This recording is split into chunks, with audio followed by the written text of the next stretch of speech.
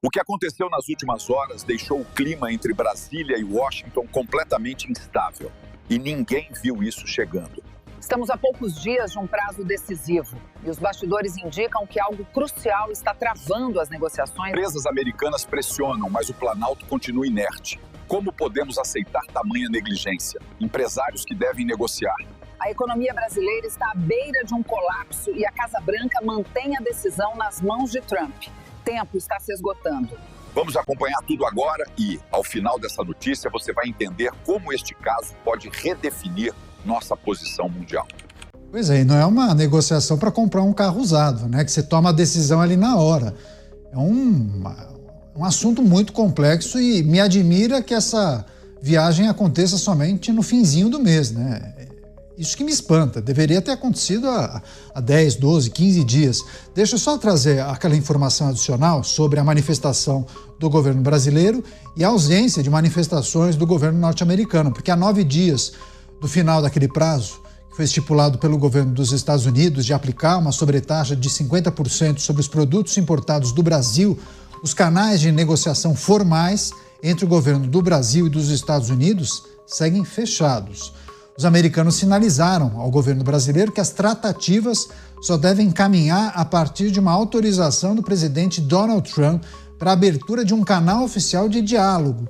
Integrantes do Palácio do Planalto dizem ter a informação de que o caso está na Casa Branca e sem previsão de uma resposta às iniciativas do governo brasileiro.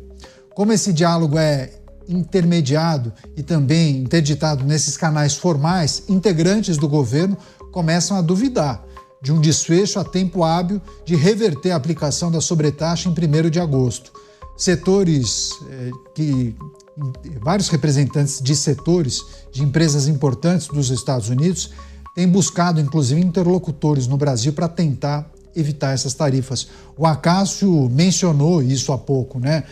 Empresas americanas ou setores importantes da economia que acabam exercendo uma pressão sobre o governo Donald Trump. Isso talvez acabe tendo um resultado melhor do que a própria articulação feita pelo governo brasileiro. Agora, Acácio, nas relações internacionais, quando um país adota a postura de silêncio para a manifestação de um outro, isso não quer dizer que eles não receberam a carta, né? Até o Beraldo satirizou essa situação que o Brasil foi lá, deixou na agência dos Correios, esperando que a carta chegue nos Estados Unidos. Claro que foi uma sátira, uma brincadeira feita, uma crítica feita pelo Beraldo. Mas quando um país não responde de imediato a um posicionamento de um outro país, ao questionamento feito por uma outra nação, essa já é uma sinalização. A ausência de resposta já é uma resposta, né? Exato. As relações internacionais, elas são pautadas e muito pautadas por simbolismos nas atitudes ou nas omissões dos dois lados, ou quando são negociações multilaterais de um dos lados ou de diversos dos lados. Nós dissemos há pouco, e há um fator que é determinante para toda essa história, que é o fato do presidente Donald Trump ter vencido as eleições em outubro, final de outubro, começo de novembro, dele ter sido empossado no dia 20 de janeiro deste ano, e desde então não há, o Beraldo falou da carta, eu vou falar do WhatsApp, não há sequer um WhatsApp do presidente do Brasil dirigido, aliás, ao presidente norte-americano, se colocando à disposição ou o felicitando pela vitória. E nós sabemos que nas relações internacionais, especialmente em relação àqueles outros líderes de quem você discorda, estes gestos, por menores que sejam, são importantes. Até porque alguém, para ser presidente de um país, necessariamente, sem hipocrisia aqui, é alguém que tem um ego, e tem um ego bastante grande. Então é natural que Donald Trump esperava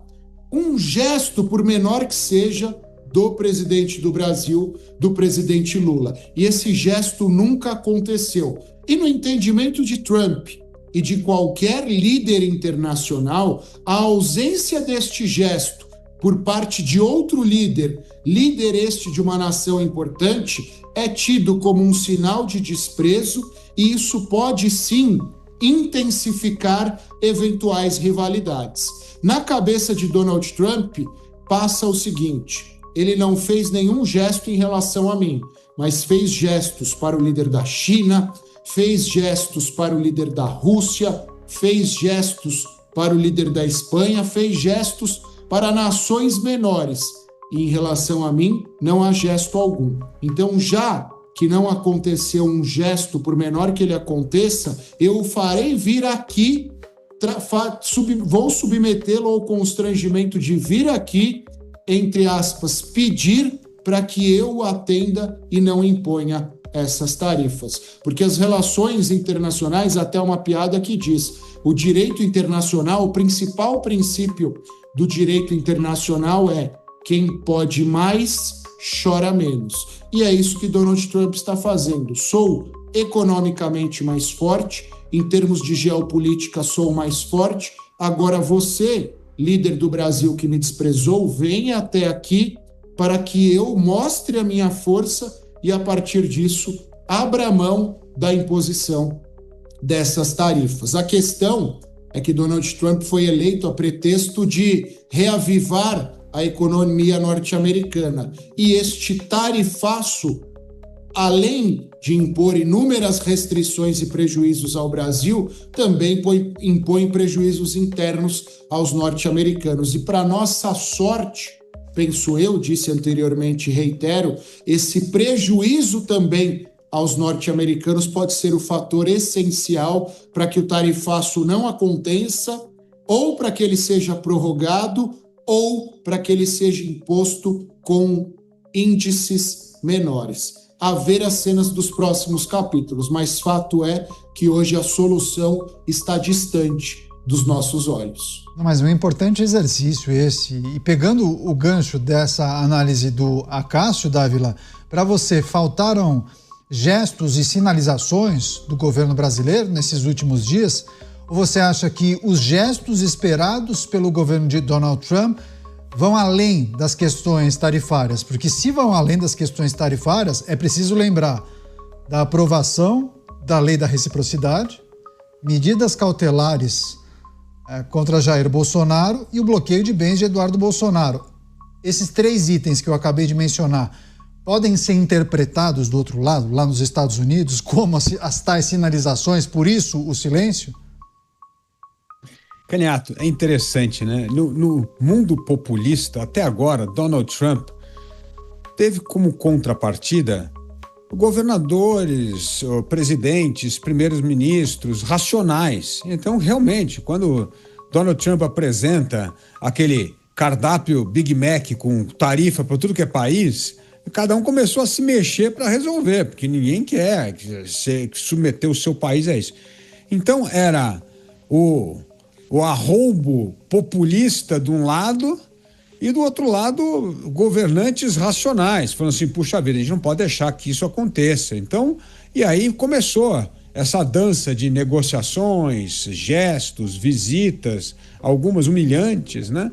Mas o fato é que está chegando a data e Donald Trump está conseguindo colher louros. Acabamos de falar aqui negociações importantes com a Indonésia, Japão, Europa, Comunidade Europeia e tal.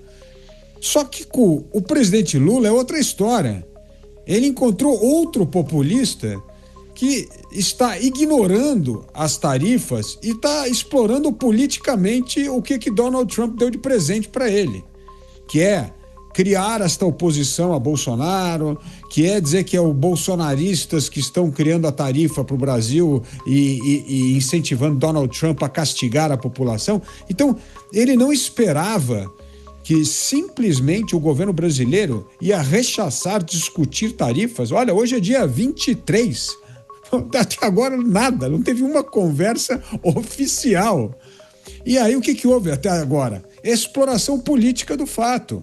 Quem é o culpado? Quem causou esse mal? Quem que está judiando o povo brasileiro? Então Donald Trump foi pego de surpresa. Pela primeira vez agora ele tem um populista à altura para enfrentá-lo com as armas do populismo e não com a da racionalidade que ele encontrou nos demais países.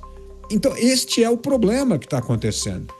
Por isso, nós vamos chegar a esse ponto e hoje o Acaso está fazendo o papel do otimista aqui, eu duvido que mesmo com a pressão da indústria americana, que o governo vai ceder.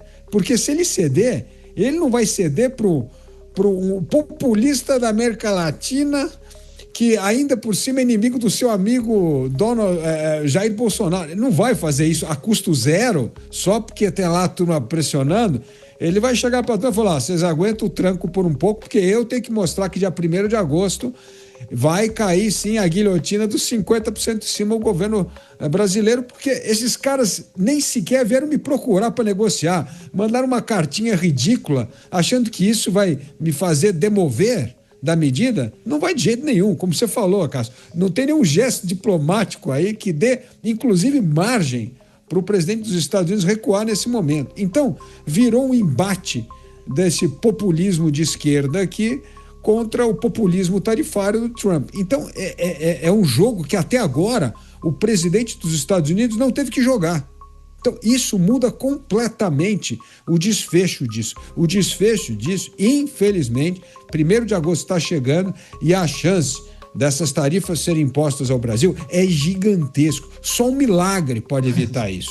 E o milagre não acontece do dia para a noite, né? Então, mesmo milagre, a gente precisa estar rezando, fazendo penitência, coisa que no Brasil não se faz, né? A gente não conseguiu sentar ainda com os setores da economia e decidir o que nós temos que fazer, qual a estratégia a ser negociada. Então, Caniato, é sim um embate muito diferente daqueles que Donald Trump enfrentou até o momento. Pois é, Tiago Henry dizendo que após o acordo com o Japão, os papéis da Toyota subiram 11%. Luiz Hernando diz que senadores vão passear e fazer turismo, criticando a comitiva de senadores. E o Adilson fazendo um trocadilho. Laranja é a especialidade de Donald Trump. Mas você, Beraldo, os Estados Unidos em silêncio nessa negociação com as taxas com o Brasil, muitos apostam que a negociação de fato só vai começar após a implementação dessa tarifa de 50%. É o que parece? É a sua aposta ou não? É o que parece, mas independente disso, Caniato, o Brasil já está extremamente atrasado para resolver problemas gravíssimos que terão impacto na população brasileira. Se o governo, por exemplo, impuser tarifas recíprocas e passar a taxar qualquer coisa produzida nos Estados Unidos e que abasteça o mercado brasileiro, porque essa é a ameaça que existe, né? É o machão, o governo brasileiro machão. Eu sou ali uma formiga contra o elefante, mas eu vou lá dar um tapa na orelha com o meu bracinho de formiga, vou dar um tapinha na orelha do elefante. Então, o Brasil não está se preparando para nada disso. Até para poder ter força nessa negociação, o Brasil, quando olha para o mercado de combustíveis, por exemplo, o Brasil que importa diesel, ele é dependente da importação de óleo diesel produzido no exterior, e os Estados Unidos é um fornecedor de óleo diesel. Os Estados Unidos é um fornecedor de petróleo leve, é fornecedor de naftas, é fornecedor de outros produtos derivados de petróleo. O Brasil deveria estar nas grandes refinarias. O México tem uma grande refinaria capaz de produzir o diesel com a especificação consumida no Brasil. O Brasil deveria ter ido lá. Dizer, olha, eu vou fazer um negócio com você, eu garanto a compra de um determinado volume e eu vou me livrar dessa dependência dos Estados Unidos. Deveria ter ido à refinaria de Dangote, na África, para dizer, olha, eu vou comprar de você, produza para mim, eu te trago aqui, ofereço o petróleo, você produz o diesel, eu vou levar o seu diesel para o Brasil. Mas o Brasil não pensa de forma estratégica.